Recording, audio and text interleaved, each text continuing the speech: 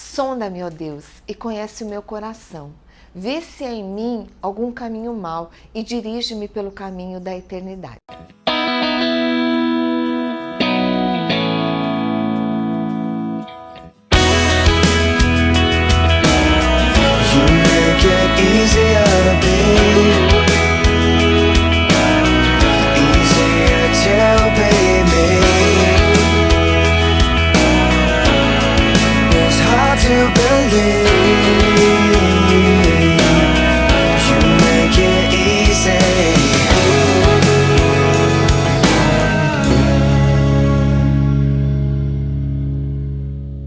Olá! Meu desejo é que você esteja com plena saúde, que você esteja sendo próspero, que você esteja com muita alegria do Senhor. Mas de qualquer maneira, que essa palavra possa encontrar um coração receptivo, de uma maneira de que aonde você esteja sendo criada uma atmosfera do céu, essa presença do Senhor gloriosa. Nós fomos criados para conhecer a majestade do nosso Criador. E ao conhecer essa majestade, nós devemos pensar nela mais do que em qualquer outra coisa, pois assim nós vamos honrar o nosso Deus e vamos ter temor do Senhor, nós vamos amar e reverenciar o nosso Senhor e como consequência vamos ter uma vida com muita plenitude. No texto que está lá em Daniel, diz assim, no capítulo 11, diz assim: mas o povo que conhece o seu Deus se tornará forte e fará proeza. O que é proeza? Segundo o nosso dicionário, proeza significa alguma coisa excessivamente difícil de ser feita. Uma façanha ou um feito grandioso, uma ação que demanda coragem e habilidade para ser praticada. Uma ação fora do comum, um ato extraordinário, uma aventura. Nós fomos feitos para fazermos proezas como consequência do conhecimento de Deus. Agora, quem é o povo que conhece o seu Deus?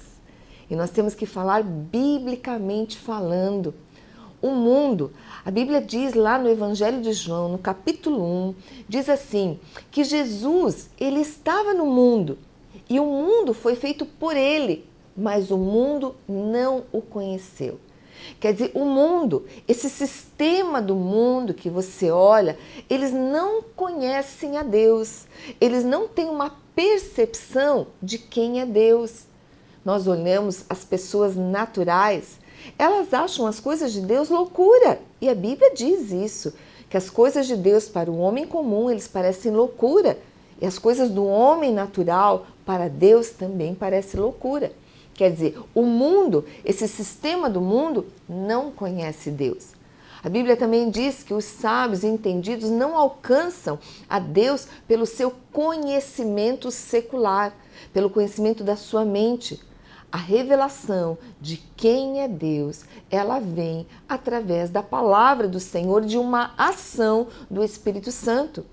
Agora, Jesus diz no Evangelho de Lucas, ele fala que no Espírito Santo, ele diz assim, olha, graças te dou, ó Pai, Senhor do céu e da terra, que escondeste essas coisas aos sábios e inteligentes e as revelaste às criancinhas. Assim é, ó Pai, porque assim te aprove. Quer dizer, para ter uma revelação do Espírito Santo, de quem é Deus, da palavra de Deus no nosso coração, nós precisamos ter um coração de criança. O que é um coração de criança?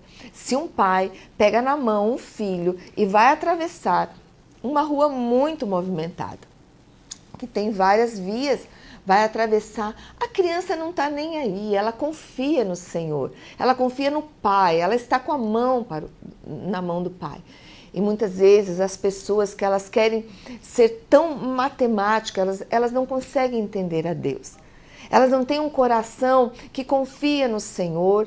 Eu quero te dizer que quando eu conhecia Deus, tudo me parecia muito estranho, a maneira como as pessoas me falavam de Deus. Mas eu falei com o Senhor. Eu disse, Deus, se há um Deus que existe, o Deus da Bíblia, eu quero te conhecer. Quer dizer, eu falei com Deus. E fazem 25 anos que eu conheço o Senhor.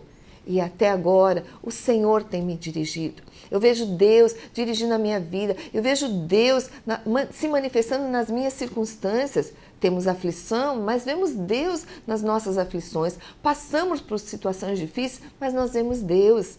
Quer dizer, tem que ter um coração de criança, ter um coração que confia no Senhor, para realmente ter essa revelação de Deus. Quero ler também lá em 1 Coríntios, eu vou estar lendo para você: destruirei a sabedoria dos sábios e aniquilarei a inteligência dos inteligentes. Onde está o sábio? Onde está o escriba? Onde está o inquiridor deste século? Porventura não tornou Deus louca a sabedoria deste mundo?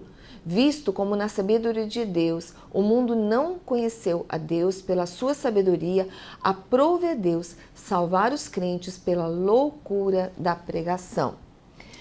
Quer dizer, os sábios e inteligentes, a sua própria sabedoria é aniquilada diante da sabedoria de Deus. Agora, quem conhece a Deus?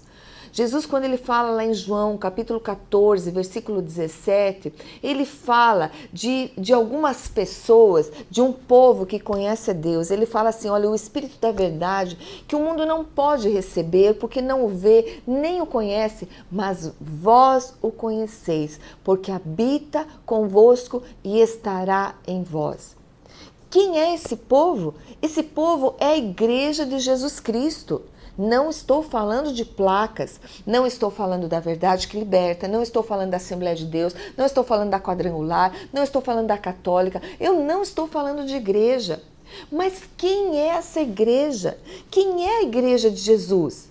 A igreja de Jesus são todas as pessoas que tiveram a experiência do novo nascimento, conforme é descrito no Evangelho de João. Agora, é necessário prosseguir em conhecer ao Senhor. Qual é o nível de conhecimento que temos de Deus?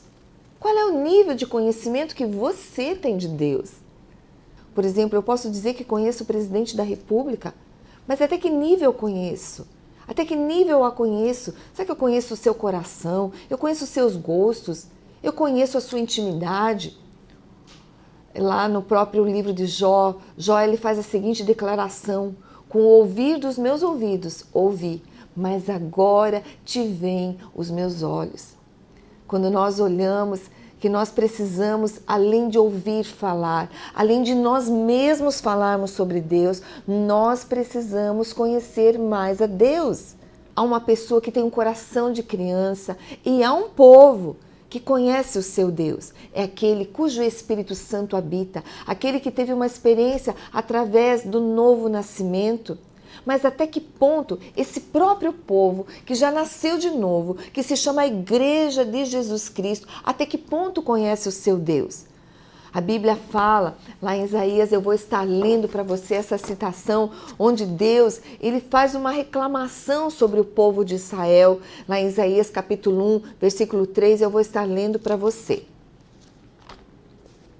O boi conhece o seu possuidor, e o jumento a manjedoura do seu dono. Mas Israel não tem conhecimento, o meu povo não entende. Agora, veja bem, o próprio Deus dizendo que a nação que ele escolheu para colocar o seu nome, para ser uma nação, um povo peculiar, um povo que pertencia a Deus, esse povo ao qual Deus se revelou de uma maneira muito poderosa e tremenda, esse povo não conhecia Deus. E Deus faz um paralelo que é tão até grotesco. Deus diz assim: olha, o boi conhece o seu Deus, o jumento conhece a sua estrebaria, conhece o seu dono, conhece o seu lugar, mas o meu povo não entende. E muitas vezes o próprio povo de Deus não tem entendido a vontade de Deus, o desejo de Deus, não tem conhecido o seu Deus. E nós precisamos, você que já tem conhecido a Deus, você que tem desejo de conhecer a Deus, você não pode conhecê-lo superficialmente. Nós precisamos conhecer mais a Deus. Agora, o que acontece com o povo que conhece o seu Deus? A Bíblia diz que ele se fortalece a cada dia, que ele faz proezas e o mais importante, eles não serão levados por ventos de ensinamentos. Quero ler uma citação que está lá no livro de Efésios, capítulo 4, versículo 14, e eu vou estar lendo para você. Para que não sejamos mais meninos inconstantes, levados ao redor por todo vento de doutrina, pelo engano dos homens que com astúcia induzem ao erro. Primeira evidência, nós precisamos ter um crescimento espiritual. E a primeira evidência do crescimento espiritual é a semelhança a Cristo. Nós temos que ser semelhantes ao caráter, à integridade de Cristo. E a segunda evidência é a estabilidade. O cristão maduro, ele não segue essas novidades religiosas que surgem a cada dia, não se empolga com as ondas da moda.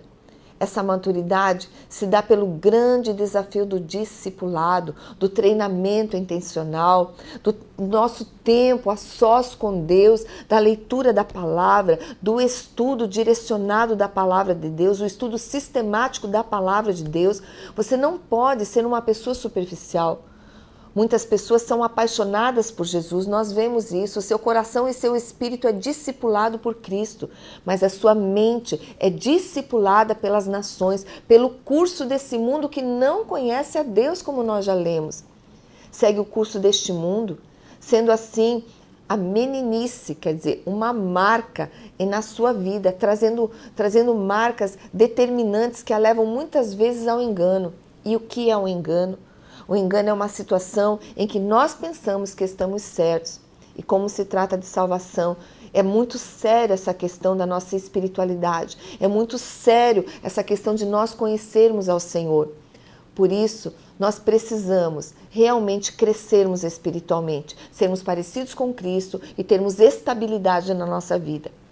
Eu vou trazer 3 marcas da meninice. A primeira marca da meninice é a inconstância, a segunda é a inconsistência e a terceira é a inconsequência. Quando as 3 se encontram em uma só pessoa, essa pessoa se torna vulnerável à queda. A inconstância, na verdade, é uma falha de caráter.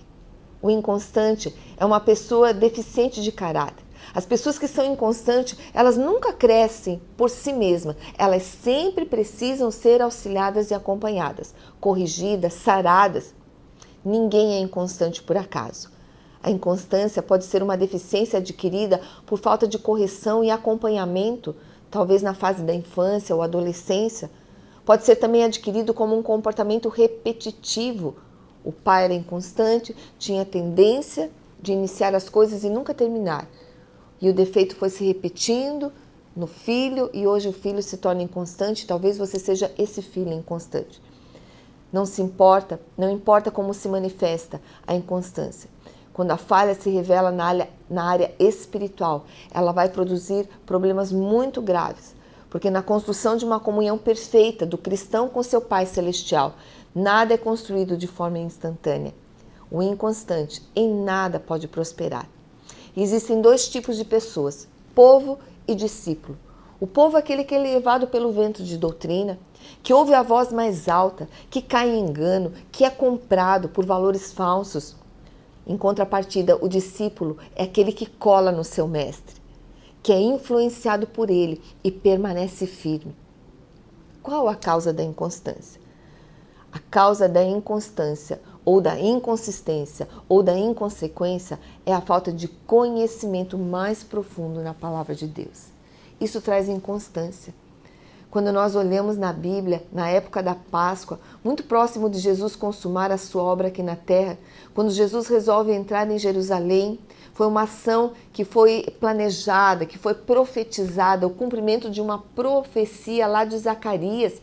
Eu vou estar lendo para você, está lá em Zacarias capítulo 9, no versículo 9, e diz o seguinte: Alegra-te muito, ó filha de Sião, exulta, ó filha de Jerusalém, eis que o teu rei virá a ti justo e salvo, pobre e montado sobre um jumento, e sobre um jumentinho, filho da jumenta. Agora veja bem, diante de uma grande multidão, Jesus ele dava vida a essa profecia, e o povo entendeu o pecado e reagiu de forma exuberante. E o povo aclamou Jesus, dizendo, olha, Hosana, bendito aquele que vem em nome do Senhor. Mas 5 dias depois, esse mesmo povo que aclama o Senhor, na sua inconstância, ele diz, olha, crucifica Jesus e nos dá a Barrabás. Quer dizer, é um povo inconstante. E isso se dá nos dias de hoje. Pessoas que se achegam a Jesus, pessoas que declaram Jesus como seu Salvador, mas de repente elas deixam a palavra de Deus e elas seguem o curso desse mundo. Elas se desviam. Ser discípulo é saber separar o bom do melhor. Ser discípulo é receber a verdade, entender como pratica e praticá-la. Quer dizer, esse é o ciclo do crescimento. Eu recebo uma verdade, eu entendo como pratica e eu pratico essa verdade. Mas é possível vencer tanto a inconstância, como a inconsistência, como a inconsequência, através de um conhecimento mais profundo da palavra do Senhor. Nós vamos estar encerrando esse programa agora e amanhã nós retornamos com as outras 2 marcas da meninice. Mas eu quero estar fazendo uma oração por você agora. Feche os teus olhos e vamos orar. Senhor, nós falamos, Senhor, que o povo que conhece o seu Deus se torna forte e faz proezas. Falamos, Senhor, da inconstância hoje, Senhor. Ó Deus, que essas pessoas que estão fazendo essa oração, elas possam ser constantes, Senhor. Que elas possam buscar a profundidade da Tua palavra, Senhor, e serem libertos pela Sua palavra. Eu oro, Senhor, abençoando essas pessoas, que elas possam ser despertadas, Senhor, para buscar mais na Tua palavra, buscar mais a Tua presença e conhecer ao Senhor. Eu oro entregando cada uma delas em Tuas mãos, em nome de Jesus. Amém e amém. No programa de hoje, nós falamos da importância de conhecermos o nosso Deus, porque a Bíblia diz que aquele que conhece o seu Deus se torna forte e faz proezas. Por isso, vem estar conosco em nossas celebrações, vai estar passando na tua tela os nossos endereços e os nossos horários. Siga-nos também através das redes sociais. Que hoje você possa ter um dia de mais conhecimento de Deus e até o próximo programa, se Deus quiser.